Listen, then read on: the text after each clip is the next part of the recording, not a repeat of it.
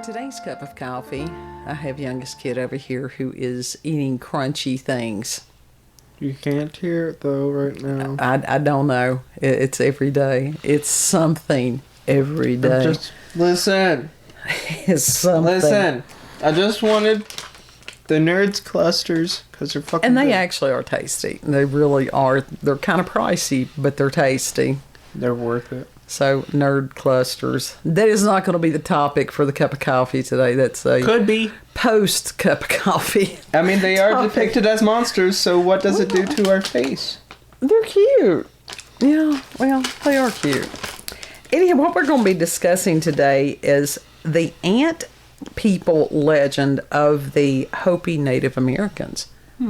So that was pretty cool, and this has sent me down yet another rabbit hole. So, and that's okay. This comes from the website Ancient Code, and I'm also going to put another website in the description box where people can go and read the full legend. One of the reasons I'm not going to read the full legend is because I am not going to even attempt to pronounce some of the words there, because it just, I even looked online trying to find the pronunciations. I do that with most words that I don't know how to pronounce them. Right. But there wasn't even anything that I could find that helped with the Hopi language. So I thought that was kind of disappointing, but sometimes these things mean more when people read them for themselves.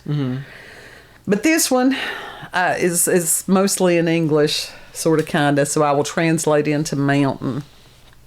I have that ability. Oh, God. Depends on what it is.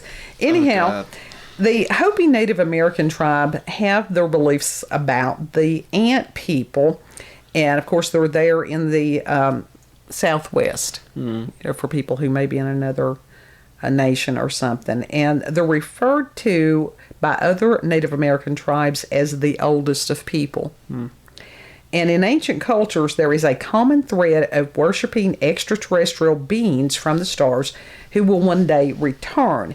And animals that are symbolic of these beliefs appear frequently in ancient art.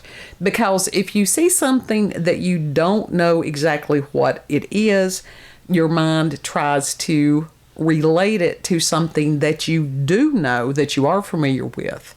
So it can just give you a greater concept. Right. And the Hopi have a reverence for ants in a similar way that the Egyptians and the Sumerians and other cultures had a special reverence for cows. And cats. The cows may have somehow represented the Milky Way galaxy, which I had never thought of before. And in the case of the ants, these people or these beings were known as the ant people to the Hopi. And there's actually a picture that I found, and I will insert the picture. We have Kat that has totally gone ballistic for whatever reason. He has gone insane. He's got crazy eyes. Anyhow, I will insert the picture at some point so you all can see them in the ceremonial garb. Yeah. Like I need more distraction. My God. People think that it's like she's a blithering idiot. No, there's always some kind of distraction here.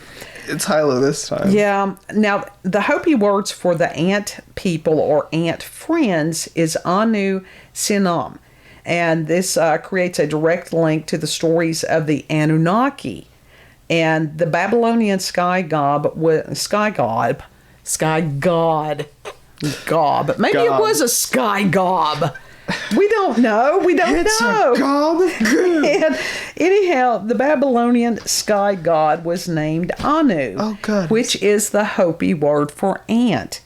He's going to break his teeth on that. And then the word Naki, which translates as friends, thus the Anunnaki translates to ant friends in Hopi. And in both languages, they're describing extraterrestrial beings, but the Hopi say these ant people came from under the ground.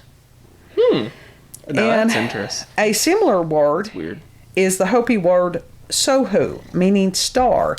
And then the Egyptian word Sahu means stars of Orion.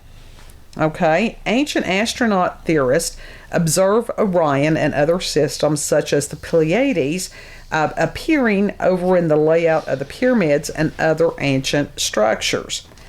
In Hopi legend, these ant people were their saviors, taking them underground and teaching them how to survive two extreme cataclysms. Ooh. And that legend that I will provide goes into detail about these cataclysms. Okay. And we see stories of the Great Flood described in Sumerian texts and in the Bible, and also in other peoples have recorded as far as the Great Flood. Surviving underground with the ant people, the Hopi ancestors learned how to grow food with little water and to build dwellings in the rocks. They also learned about the stars and mathematics and would put those skills to use when they founded a new civilization. Now, when it was safe to return to the surface, the ant people instructed them on how to build an incredibly complex habitation, such as is seen today in Chaco Canyon. And from above, the structures actually could look like a giant ant mound. Have you ever seen the pictures of those? Mm-hmm. Oh, it's fascinating. It is absolutely fascinating. Now, the structures included kivas, a Hopi word for round, semi-subterranean ceremonial rooms that were entered by ladders from above. And Ooh. this is probably where I will insert the photo. Uh-huh. Yes. So yes, it would be nice if we could keep talking over it, but we don't have that technology yet.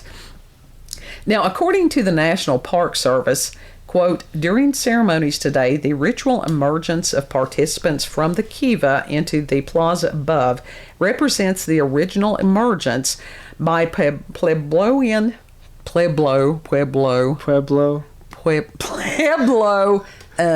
You good over no, there? groups from the underworld. The people that were the Pueblos. See how it happens? It's so easy to screw that up. Pueblo. Right, from the underworld into the current world, end quote. Now, there are petroglyphs depicting the ant people who appear still today, or the hieroglyphs and the petroglyphs still appear. Mm-hmm. And the Hopi continue to tell the story in their dances and rituals because they are a people that understand the importance and relevance of history. Yes. And especially the history of their people. Mm-hmm. And Lord knows that does not need to be lost. No, it doesn't need to be lost. It never needed to be lost amongst any peoples. Mm-mm. So that's, anyhow, they still doing it right. And Ancient Origins elaborates on the legend. Quote, one of the most intriguing Hopi legends involves the ant people, who were crucial to the survival of the Hopi not just once, but twice. The so-called First World, or World Age, was apparently destroyed by fire, possibly some sort of volcanism, asteroid strike, or coronal mass ejection from the sun. Ooh. The Second World was destroyed by ice age glaciers, or a pole shift.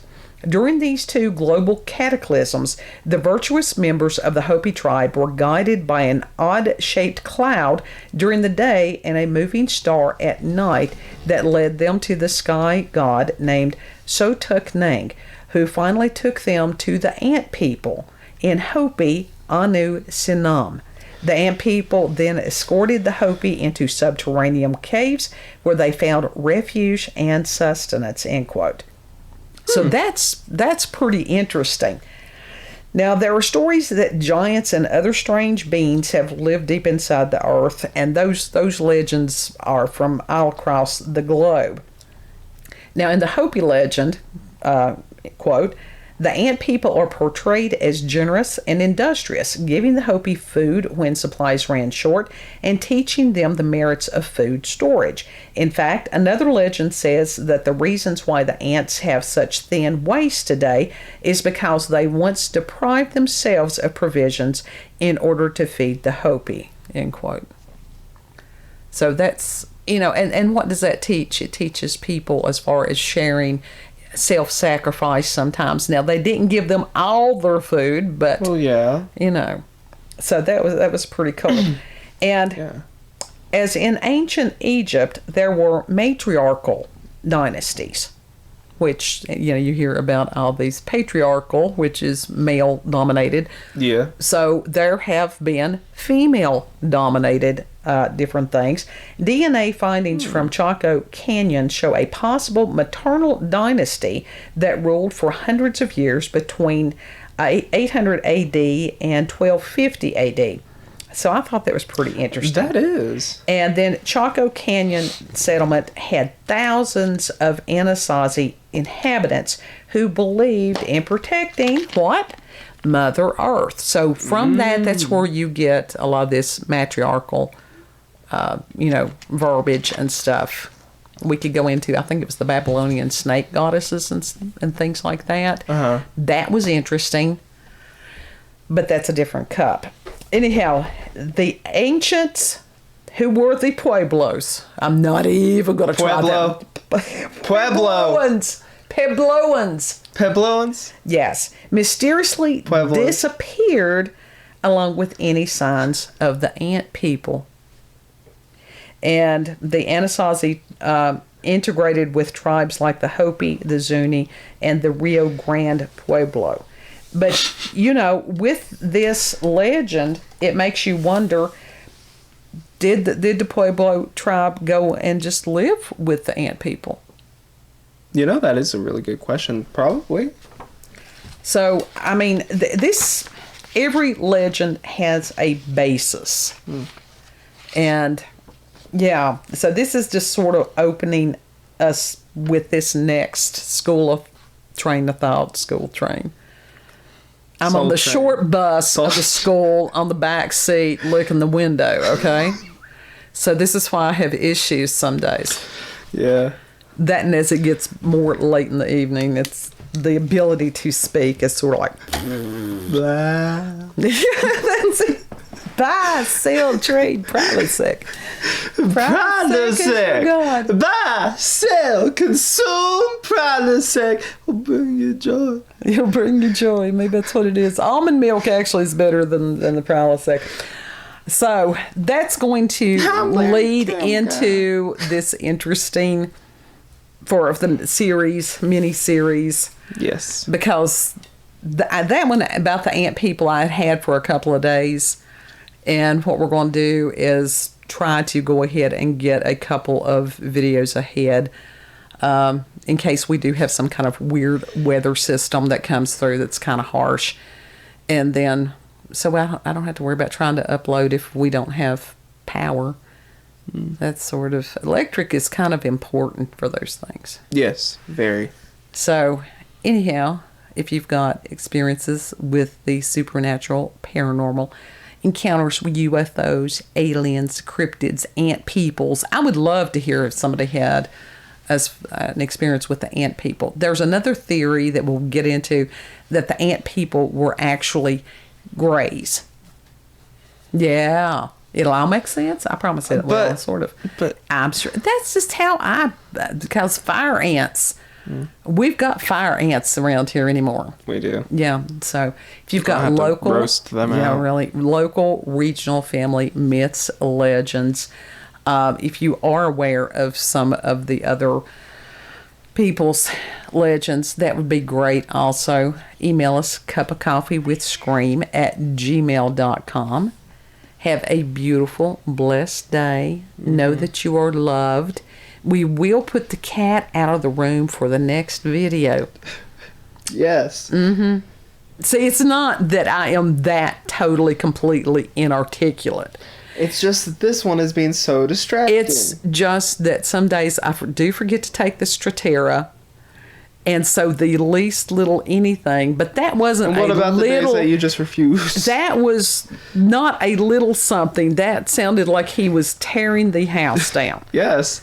He's a 30-pound cat. Well, he's not 30. He's 20-some. Might as well round it up. Anyhow. Round it up. Thank you for having coffee with us, and we'll see you on the next cup. Don't forget to like, share, comment, and most of all... subscribe and click that little notification bell, whatever the fuck it is. Bye. Bye. Bye.